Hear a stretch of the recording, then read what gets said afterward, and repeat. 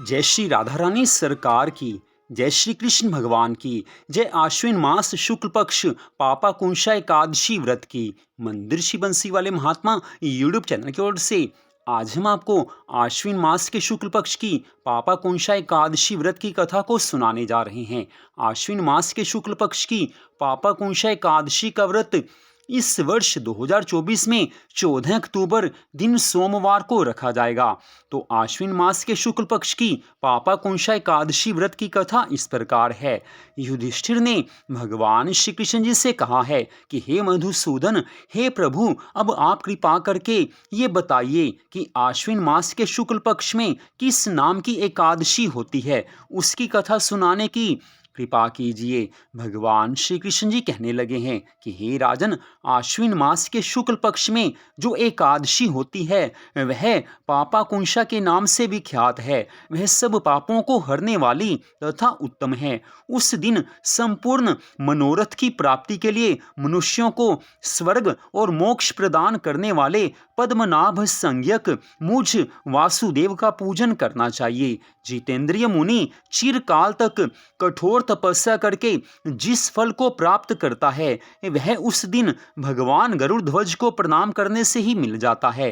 पृथ्वी पर जितने भी तीर्थ और पवित्र देवालय हैं उन सब के सेवन का फल भगवान विष्णु के नाम कीर्तन मात्र से मनुष्य प्राप्त कर लेता है। जो शारंग धनुष धारण करने वाले सर्वव्यापक भगवान जनार्दन की शरण में जाते हैं उन्हें कभी यमलोक की यातना नहीं भोगनी पड़ती। यदि अन्य कार्य के प्रसंग से भी मनुष्य एकमात्र एकादशी को उपवास कर ले तो उसे कभी यम यातना नहीं प्राप्त होती है। जो पुरुष विष्णु भक्त होकर भगवान शिव की निंदा करता है वह भगवान विष्णु के लोक में स्थान नहीं पाता, उसे निश्चय ही नरक में गिरना पड़ता है। इसी प्रकार यदि कोई शैव या पाशुपत होकर भगवान विष्णु की निंदा करता है तो वह घोर रौरव नरक में डालकर तब तक पकाया जाता है जब तक कि 14 इंद्रों की आयु पूरी नहीं हो जाती। यह एकादशी स्वर्ग और मोक्ष प्रदान करने वाली, शरीर को निरोग बनाने वाली तथा सुंदर स्त्री, धन और मित्र देने वाली है। हे राजन, एकादशी को दिन में उपवास और रात्रि में जागरण करने से अनायास ही विष्णु धाम की प्राप्ति हो जाती है। जो मनुष्य पापा कुंशा एकादशी का व्रत रखते हैं वह मातृ पक्ष की 10, पिता के पक्ष की 10 तथा स्त्री के पक्ष की भी 10 पीढ़ियों का उद्धार कर देते हैं। एकादशी व्रत करने वाले मनुष्य दिव्य स्वरूपधारी, चतुर्भुज, गरुड़ की ध्वजा से युक्त, हार से सुशोभित और पीतांबरधारी होकर भगवान विष्णु के धाम को जाते हैं। आश्विन मास के शुक्ल पक्ष में पापा कुंशा एकादशी का व्रत करने मात्र से ही मनुष्य सब पापों से मुक्त होकर श्री हरि के लोक में चला जाता है। जो पुरुष स्वर्ण, तिल, भूमि, गऊ, अन्न, जल, जूते और छाते का दान करता है वह कभी यमराज को नहीं देखता। हे राजन, दरिद्र पुरुष को भी चाहिए कि वह यथाशक्ति स्नान दान आदि क्रिया करके अपने प्रत्येक दिन को सफल बनावे। जो होम, स्नान, जप, ध्यान और यज्ञ आदि पुण्य कर्म करने वाले हैं उन्हें भयंकर यम यातना नहीं देखनी पड़ती है।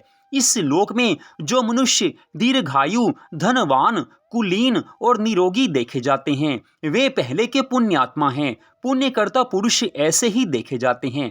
इस बारे में अधिक कहने से क्या लाभ।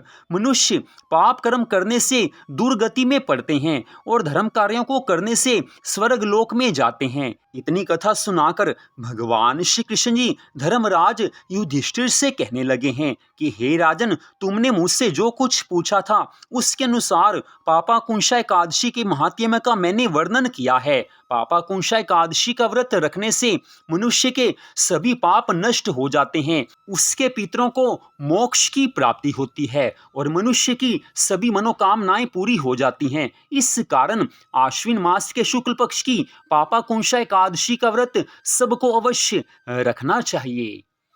तो इस प्रकार आश्विन मास के शुक्ल पक्ष की पापा कुंशा एकादशी व्रत की कथा को आपको सुनाया गया है। इस कथा को आपने सुना, आप सबका हार्दिक धन्यवाद। भगवान श्री राधा कृष्ण जी की पापा कुंशा एकादशी व्रत की अनंत कृपा सदा आप सब पर, आपके परिवार पर बनी रही, इसी मंगल कामना के साथ जय श्री राधा रानी सरकार की, जय श्री कृष्ण भगवान की, जय पापा कुंशा एकादशी व्रत की। जय जय श्री राधे, जय जय श्री राधे, जय जय श्री राधे श्याम।